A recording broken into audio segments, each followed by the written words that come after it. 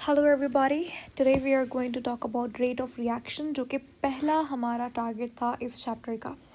As I told you before that in this chapter we are going to study mainly three topics: rate of reaction, factors and mechanism of the reaction or order of reaction. तो आज हम शुरू करने जा रहे हैं rate of reaction. Now this is a very simple topic and a bit tricky. अगर आपको बहुत सारे if you see MCQs of this topic, तो कहीं से भी आपको कोई भी MCQs उठकर आ सकता है. So you need to practice as much as you can. You need to learn as much as you can. अगर कोई भी एक्स्ट्रा पॉइंट आ जाता है या फिर जो you don't know, so don't worry. I hope इस वीडियो को देखने के बाद you will be able to clear all sort of MCQs. इस वीडियो के लास्ट के अंदर we will solve few of MCQs as well. Rate of reaction, as I told before, देखो कहीं पे भी you see the word rate, समझ आना डिनोमिनेटर के अंदर टाइम की बात हो रही है. For example, rate of linear momentum is called force. अब यहाँ पर लीनियर मोमेंटम यानी कि P upon rate of linear momentum, तो यानी कि अपॉन में डिनोमिनेटर के अंदर टाइम की बात हो रही है, इज इक्वल टू फोर्स. ठीक है, ये भी एक MCQ बन सकता है. तो कहीं भी अगर आपको रेट दिख जाए यानी कि डिनोमिनेटर के अंदर टाइम की बात हो रही है, रेट ऑफ रिएक्शन का मतलब समझो, यानी कि स्पीड ऑफ रिएक्शन. सिंपल लफ्ज़ों में, कितनी स्पीड पे आपका रिएक्टेंट कन्वर्ट हो रहा है प्रोडक्ट के अंदर. फॉर एग्जांपल, मेरे पास ए रिएक्टेंट था, अब वो कन्वर्ट हो रहा है प्रोडक्ट बी के अंदर. कितना टाइम लेगा ए बी में कन्वर्ट होने में. ठीक है, कितनी स्पीड पे ए कन्वर्ट होगा बी में. देखो अब यहाँ पे दो तीन बातें याद रखिएगा. ए जब कन्वर्ट होगा बी में, तो देखो हम केमिकल काइनेटिक्स में बात करते हैं मोलर कंसंट्रेशन की. हम लोग क्या लेते हैं, ए का और बी का, इनका मास, कौन सा मास, एक्टिव मास लेते हैं. और एक्टिव मास हमें पता है कंसंट्रेशन को कहा जाता है. कंसंट्रेशन के लिए आप इस तरीके से अगर मैं ए के अराउंड इस तरीके से स्क्वायर ब्रैकेट्स लगा दूँ, इसका मतलब ये है कि आई एम शोइंग और I am trying to show concentration of A. तो कहीं भी अगर आप इस स्क्वायर ब्रैकेट्स देखो, यानी कि कंसंट्रेशन की बात हो रही है. अब जब ए कन्वर्ट हो रहा है बी के अंदर, इसका मतलब ये है कि ए जा रहा है अपनी स्टेट रिएक्टेंट से प्रोडक्ट के अंदर कन्वर्ट हो रहा है, यानी कि रिएक्टेंट डिसअपियर हो रहा है, बोल सकते हैं, क्योंकि रिएक्टेंट क्या हो रहा है, रिएक्टेंट तो जा रहा है, कन्वर्ट हो रहा है, खुद तब्दील हो रहा है बी के अंदर, यानी कि रिएक्टेंट ए डिसअपियर हो रहा है. बी जो है वो हमारा प्रोडक्ट है. तो टाइम के साथ साथ आहिस्ता आहिस्ता बी जो है वो बन रहा है, यानी कि बी अपीयर हो रहा है. ए हमारा रिएक्टेंट है, बी प्रोडक्ट है. वक्त के साथ साथ विथ टाइम, समझ लो रिएक्शन अभी स्टार्ट नहीं हुआ, मेरे पास बी तो है ही नहीं, प्रोडक्ट बना ही नहीं अभी, तो मेरे पास एक रिएक्टेंट है, मैंने रिएक्टेंट ए ले लिया, अभी रिएक्शन स्टार्ट नहीं हुआ. 1 2 3 reaction started. Aahista Aahista with time 10 seconds में क्या हुआ, समझ लो इसकी मोलर कंसनट्रेशन थी 100. ठीक है, यूनिट वगैरह भी सब भूल जाओ. इसकी मोलर ये 100% है. ठीक है, 100% ए मेरे पास है. अभी रिएक्शन शुरू हो गया, तो पहले 10 सेकेंड में ये हो गया 90%.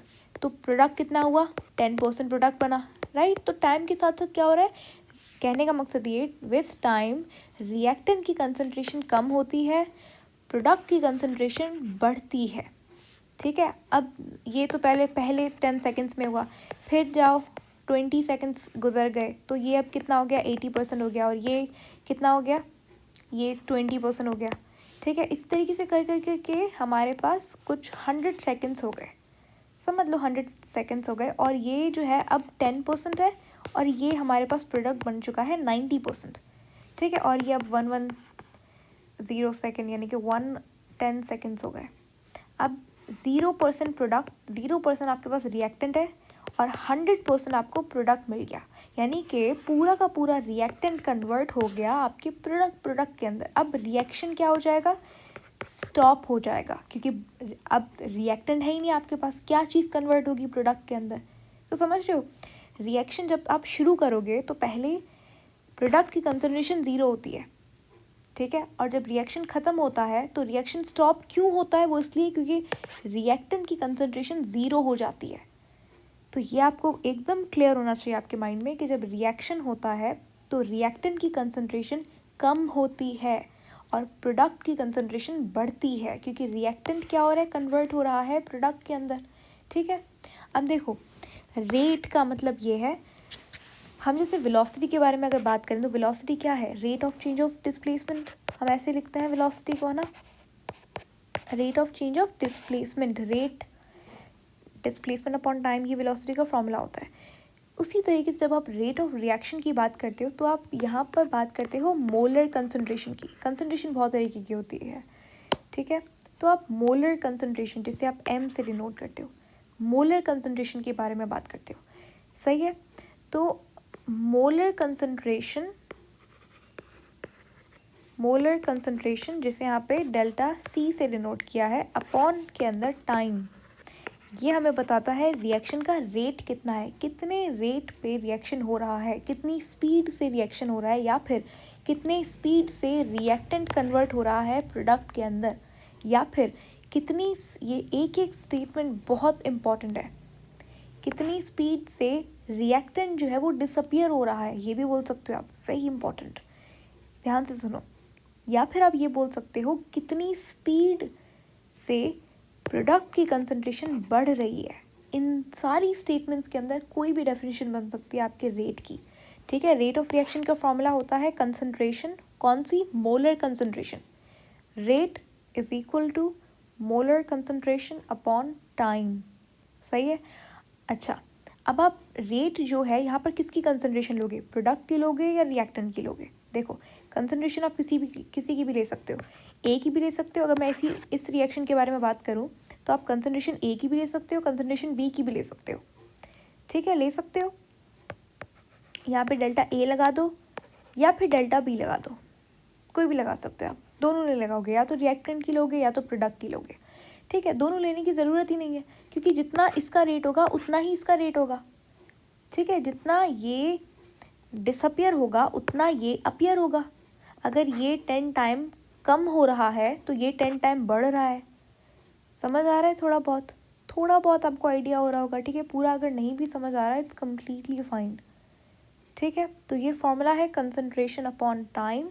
कंसंट्रेशन आप रिएक्टेंट की भी ले सकते हो, प्रोडक्ट की भी ले सकते हो। अगर आप यहाँ पे, अच्छा, अगर रिएक्टेंट आपके पास 2-3 है, A plus B plus C is equal to D, तो यहाँ पे किसकी कंसंट्रेशन आप लोगे रेट निकालने के लिए। तो देखो रेट ए का भी रेट, बी का भी रेट, सी का, डी का, इन सब का रेट बराबर होगा।